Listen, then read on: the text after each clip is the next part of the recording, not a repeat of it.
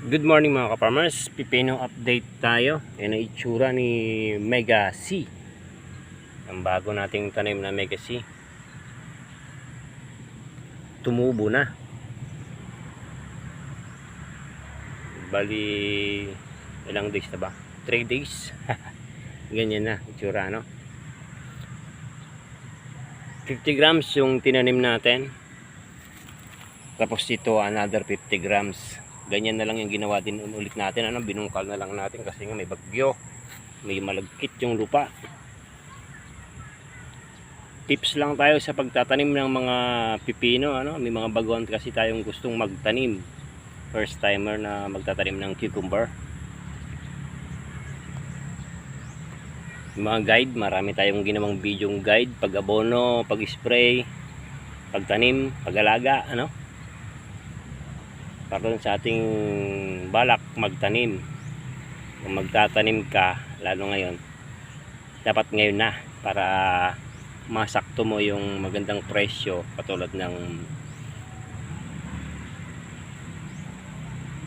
December, yung harbisan nitong ating pipino.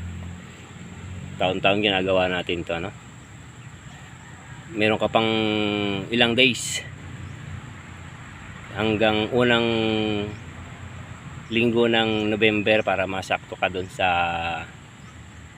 December yung harbisan, kasi in demand ang pipino kapag sumasapit ang December.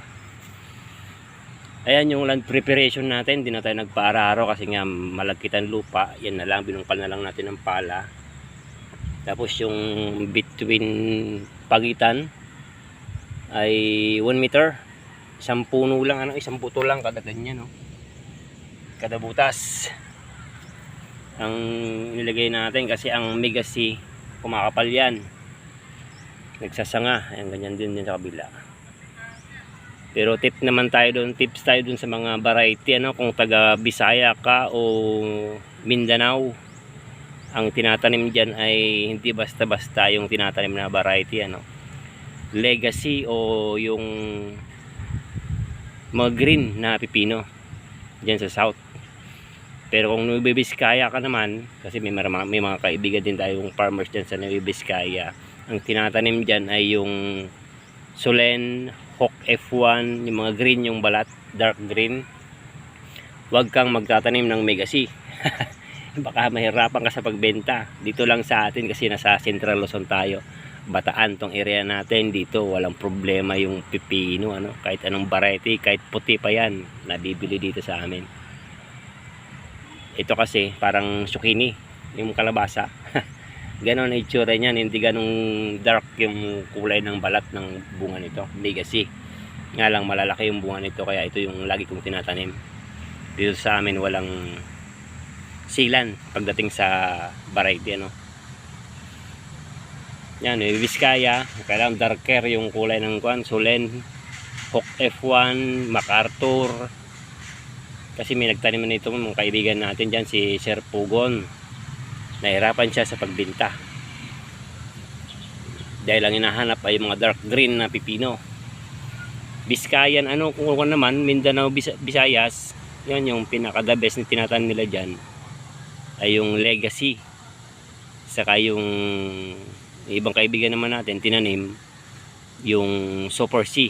Yan, nakapagtanim na rin tayo lahat dito yan. Kaso nga lang mas pinili natin ito malalaki sa buwan nito.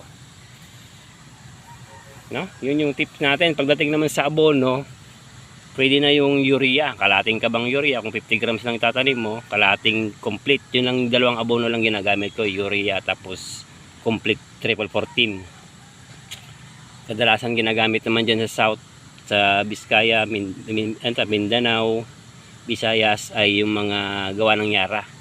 Tetrabur, Winner o Unique 16 yung mga ginagamit dyan. Kaso mahal mga yan. Ito na lang tayo sa mura. Urea tapos triple 14, dalawang klase lang yung ginagamit ko rito. Complete food.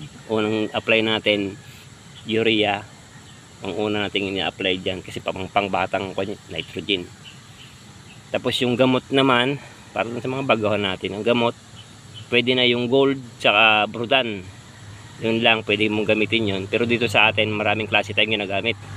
Kasi nga matagal na tayong nagtatanim ng pipino, paiba-iba na yung gamot na ginagamit natin. Pero kung first time mo pa lang magtanim, okay na din lang yun para makatipid ka.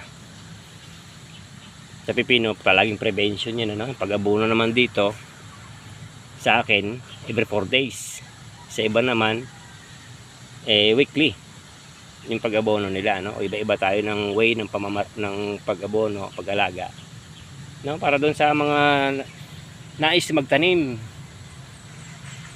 Kasi meron tayong kaibigan, di ko nabasa mabuti yung pangalan niya. Nalulugi daw siya sa mais. Kaya gusto niya magtanim ng pipino at humihingi siya ng guide. Mga video ng guide kasi wala tayong mga ginawang isang minsanan. Ano? Wala tayong video isa lang na ginawa. Yung mula pagtanim hanggang pag-harvest, wala tayong nagawa. Dito kasi sa akin, step by step. Pag nag-abono ako, isang video. Pag naglagay ng trellis, isang video. Pag spray, isang video. Kaya maraming video tayong ginawa, no? Wala tayong video minsanan lang, ano? Pasensya na. Pero nandiyan naman lahat, pwede mong hanapin. Mag-subscribe ka kay Eugenio TV doon sa ating channel para makita mo lahat yung guide sa pag-abono, sa pag-alaga ng pipino, ano? Sana na-ibigay yung mga tips natin, naibigay natin yung mga kakailanganin mo, yung fungicide, Fungitox naman gamit natin. Yung herbicide naman ay yung Weed Blaster, pinakamura, yung 1 liter, 500 pesos lang, for 80 yata yung bili ko. Yan, katulad niyan, nispray natin ng pandamo kung madamo yung area mo.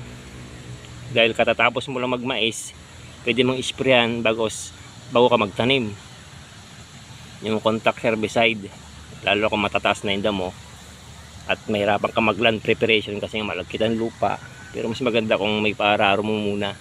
Pero kung wala ng time, yan, pwede ng ganyan. The best naman yung mga ganyan, ano?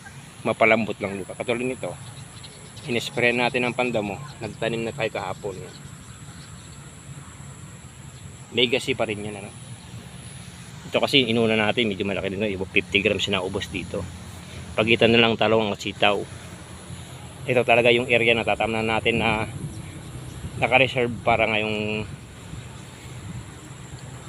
pagtatanim natin. Ayan, o. Inisprayan ko muna ng herbicide yan bago ako nagbungkal at nagtanim na ako kahapon. May natira pa kahapon doon yun. Kasi nga maulan. Mayroon kasing bagyo, ano? Naglandfall na yata. Ay, si Christine. Ayan, ano? Ano bang date ngayon? 24 or 23? Ito na, may ampalaya tayo dyan konti. Pero may talong pa rin nilagay natin. Yan ang itsura ni Megacy. Update, ano? Tips natin doon sa ating mga magtatanim ng cucumber. First timer, yung gamot. Kailangan may handa mo yung gamot. Kung nabibili mo to, pwede ka sa online. Kung malapit ka naman sa mga agriculture supply, pwede ka rin doon, ano? Pero kung wala, sa online, after 3 days, i-search mo lang yung mga buto, okay na. Pwede ka rin magtanim ng Japanese cucumber. Maganda rin Japanese cucumber. Nakapagtanim na rin ako isang beses dito, kaso nga lang medyo payat yung bunga nun. Nga lang, green na green yun, dark green. Maganda rin alagaan yun. Madali lang siyang alagaan, Japanese cucumber. Ang mahirap lang yung paghanap ng buto. Sa online, pwede ka maghanap sa online. No? Ayan yung ating ilang days, 3 days na Megacy, ano? Yan, tips lang natin sa ating mga gustong magtanim, ano? Gamot, kailangan meron na. Pinaka-importante yung fungicide, no? Yan lang yung tips natin sa ating mga first timer, ano? Thank you.